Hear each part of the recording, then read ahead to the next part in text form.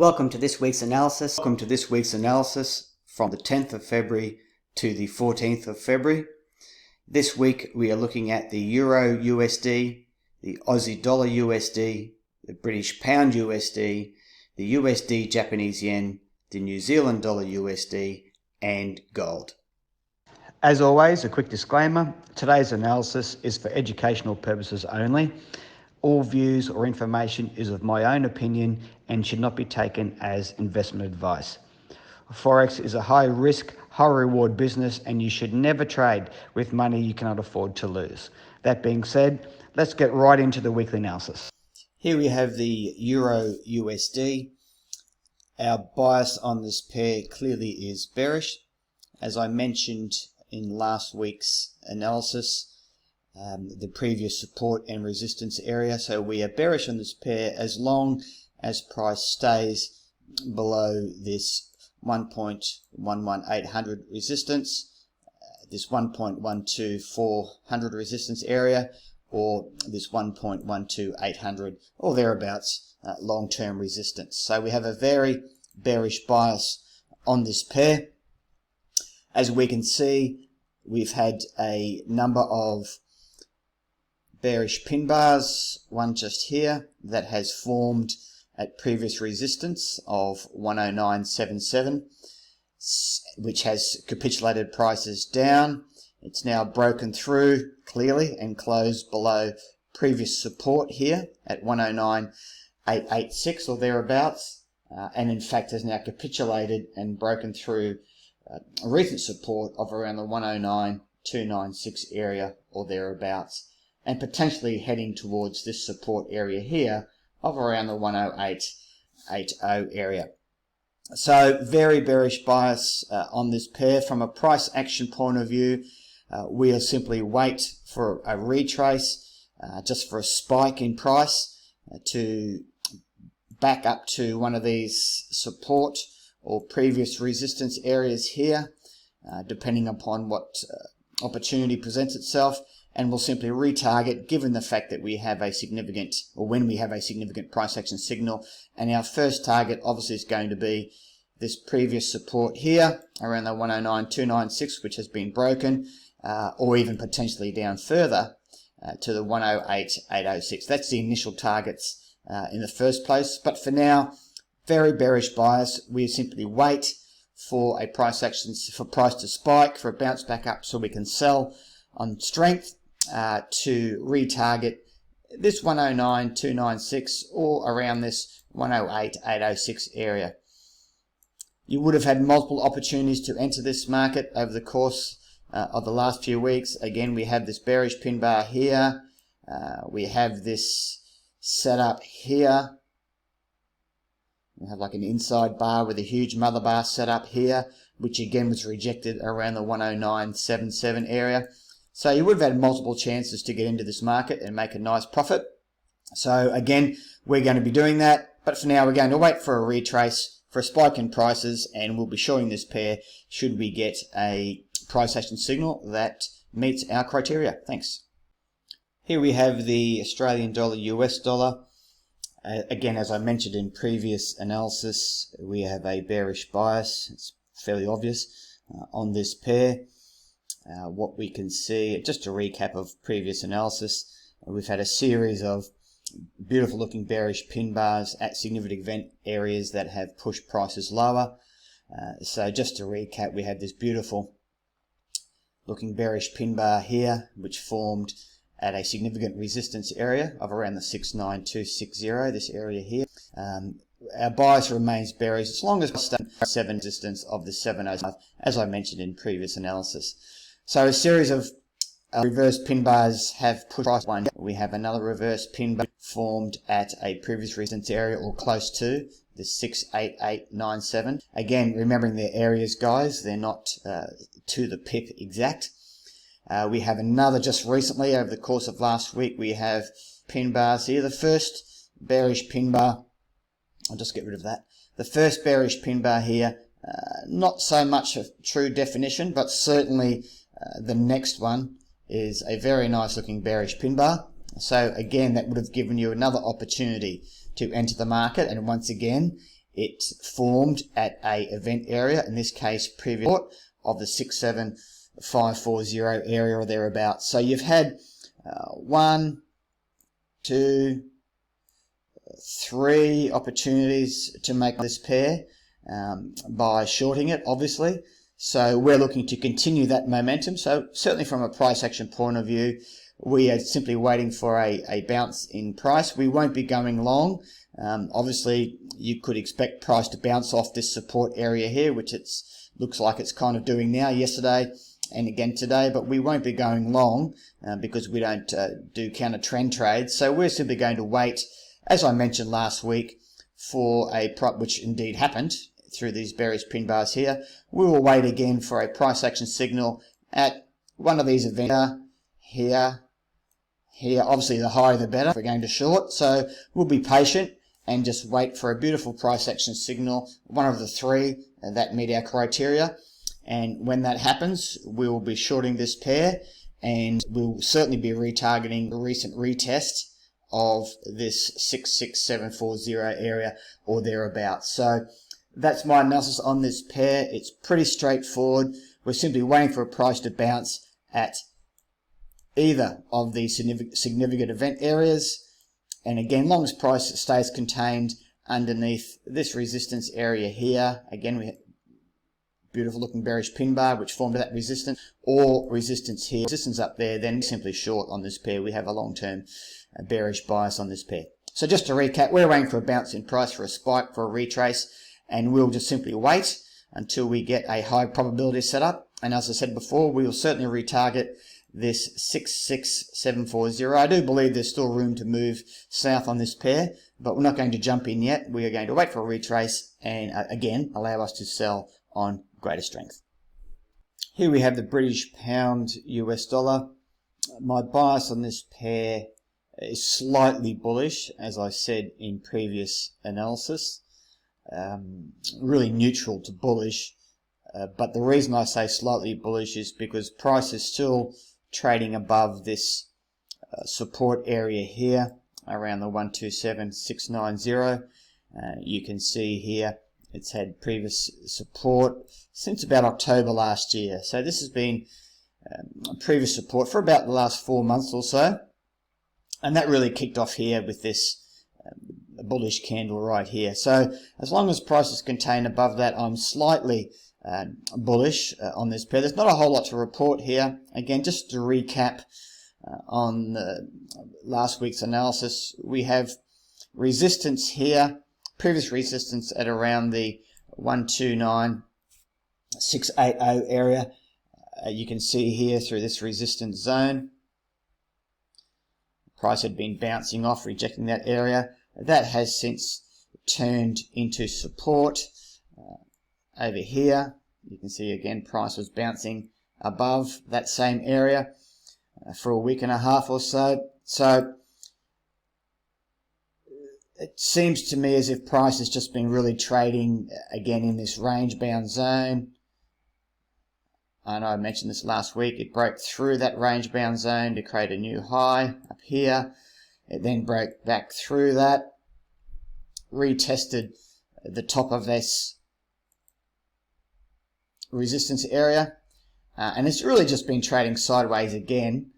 As you can see here, we just have this sideways movement, not much going on.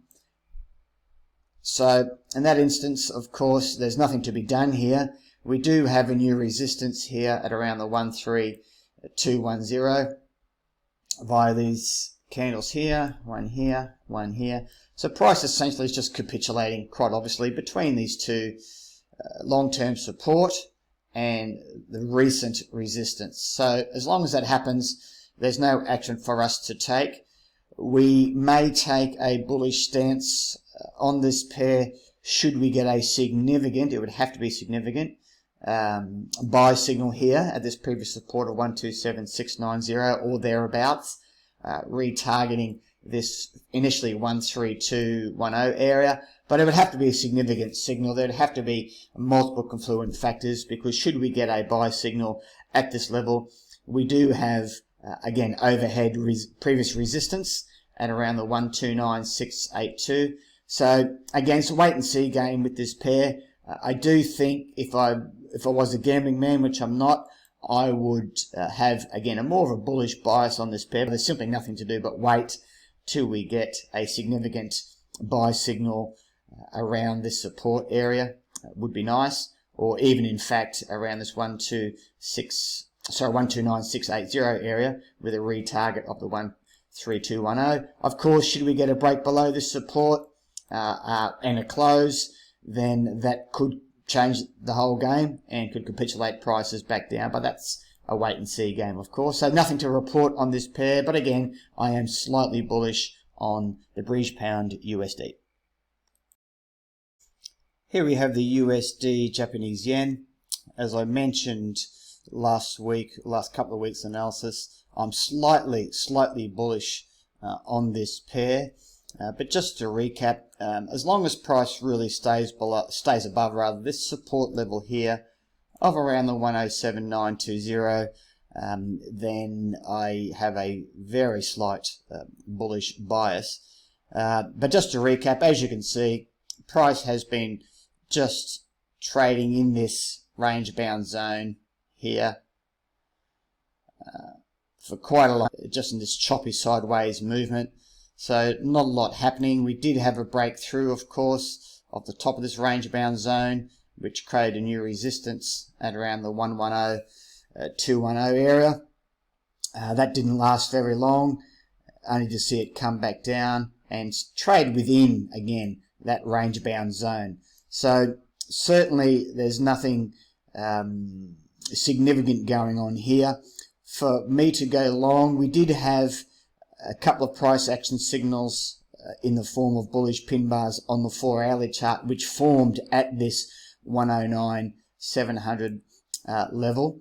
It wasn't enough for me to warrant a long trade. There's only about 40 pips in it before you hit this overhead resistance. So I didn't even analyze where my stop loss would be, because there just probably wasn't going to be enough risk to reward in it. So there was no need to take that trade in my view.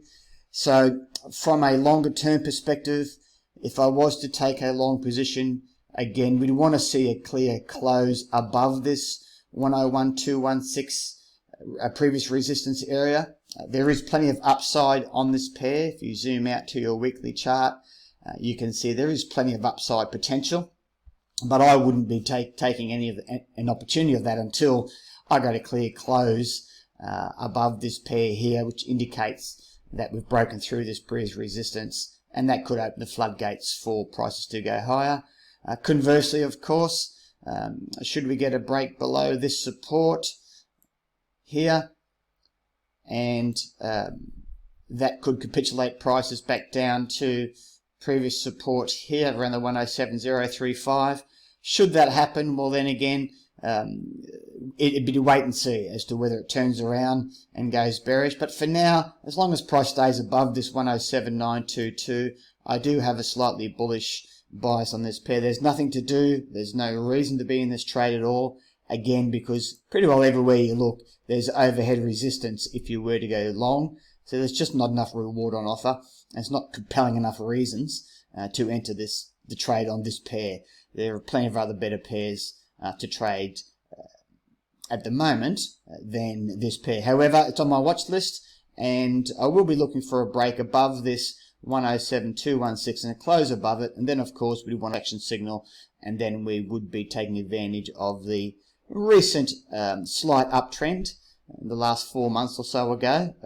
But again, there's really nothing to report until we get a clear break above this previous resistance or below this previous support before we make a decision one way or the other. Here we have the New Zealand US dollar. My bias on this pair is bearish. As long as price stays contained below this long-term resistance of 67515, then my bias is indeed bearish on this pair. As I mentioned to you previously in a previous video and my last week's analysis, we were in this pair, myself and my clients. We exited our trade at here at 644 beg my pardon, 64853 area just here, which was previous support. If you zoom out of your charts, you'll see that this 64850 area or thereabouts was previous long port. So we exited our trade. That was our take profit, our first take profit. That gave us a nice 1 to 2.5 risk to reward. I have since re-entered the market on this pair. I am short on this pair as I'm talking to you. So I'm not going to tell you that setup just now in this video. This video is the analysis on this pair, but I will share that with you after my analysis is complete to show you how I entered. But just very briefly, I entered back here on this setup here, and this setup again formed at this support area here at 64853 or thereabouts. So we actually have re-entered the market where we exited the market, and it wasn't without danger, because what we had as soon as we had entered the market was immediate resistance at this level here at around the 64451, but we also had this bullish candle just here, which was really where price started to capitulate back up at this resistance level. So we had some significant, I guess, impending danger, pretty close to our entry level. However, I entered because we have the weight of momentum on our side, and this flows into my analysis. Clearly you can see that a lot of downward momentum here. You don't need just to see the candles to tell you that. If you have a look at the EMAs, you can see that price has been trading away from the EMAs, a gap from the close to the EMA itself, and then it pops back up, been rejected by the EMAs, pops back up again, and is now trading below the EMAs. So that's a sign that there's a lot of downward momentum going on. You can also see the gap between the two EMAs is widening. When you see a wide gap between the EMAs, that's a huge sign that in this instance the sellers are well and truly in control. I know that's obvious, but that is another confluent factor to confirm why I believe you should be on the short side of this pair. So nevertheless, I've re-entered around here. Again, I'll share that with you later. So from an analysis point of view, we have support here at 63261 or thereabouts, and support here at 62450 thereabouts. We have resistance here, which was support, previous resistance, turned support again through a bullish candle here at 64451. So from a price action point of view, from entering the market point of view, if you're not in this pair already, it's no problem. You could simply wait for a price action signal to form whilst you have the momentum of the trend on your side, or back to this 64551, its turn support, or indeed area to be able to sell on strength. Then your first take profit, in my view, well, my take profit anyway, on the setup that I'm in, is here at the 63261 area, and I will be retargeting down here at the 62450 area at a later date. So in sum, it's simply, if you see a price action signal, provide you know what you're looking for, then there's no reason not to short this pair. I can see no logical reason why price won't capitulate back down to here, recent support, and then even further. Now, of course, I'm not in the prediction business, but there's nothing to suggest that we won't hit our take profit around the 63261 area at some point in the future. So very bearish bias on this pair. Again, you could either enter the market, provide you know what you're looking for, to take advantage of the current momentum that's going on here, or you'd simply wait for a retrace back up to here or back up to here. Remember, patience is king. Those who are patient get the rewards, and then re-enter the market for a take profit around here or down here. That's my analysis on this pair, guys. Again, I'm very bearish on this pair. I love trading the New Zealand US dollar. I love trading the Aussie dollar, US dollar. It's my favorite pair to trade. So should my trade play out, it'll be a nice 1 to 4 risk to reward. But again, I'll share that setup with you after the analysis. Thank you. Traders, here we have gold. As I mentioned in previous analysis, my bias on gold is bullish. In fact, myself and my clients are long on gold as I'm talking to you. So just to give you a recap, down here at the 1517 level or thereabouts, we had previous resistance through this area here. Long-term since then, of course, price broke through that resistance, so this is now support through this candle here. So as long as price, for my money, stays above this 1517, then I am long on gold. We are in a long-term uptrend. If you zoom out to your weekly charts, you'll see gold has been in a long-term uptrend. So my bias is bullish on this pair. What essentially is happening, we have resistance here, which has turned support at 1552 or thereabouts. Previous resistance here, it's turned support through here. So essentially, what has happened for the last couple of weeks since we've been in this trade, price has reached this new resistance here of around the 1587 mark. So essentially it's just been capitulating between these two areas here and here. So no one's clearly in control. I am banking on the trend being on our side. So it's really just a matter of wait and see who actually regains control. But as you can clearly see, over the last couple of weeks, price has just been going sideways, catching its breath. As it does with any strong movement, it takes a rest and then one way or the other, as you know. So again, we're long. Our take profits up here around 1610. As I mentioned last week, I do think gold will struggle to get above the 1610, 1620 long-term resistance. If you zoom out, you'll see that this area here has been long-term resistance for quite a long time. So this is our target here. Again, we do have the weight of the trend on our side, so it's really just a wait and see game. Obviously, for those of us who are long, we want to see a clear break of this short-term area. There's no reason to think it wouldn't do that at this stage, but for now, it's just really going sideways between, as I mentioned before, these two areas here. So there's nothing much to report except for the fact that I do have get rid of that, sorry. I do have a bullish bias on this pair. We do have this sort of semi-bullish pin bar here. That was rejected by the EMAs. At this point, it hasn't resulted in much. So I'll just see how it plays out. But for now, I'm confident of being on the long side of gold. So we'll wait and see what happens.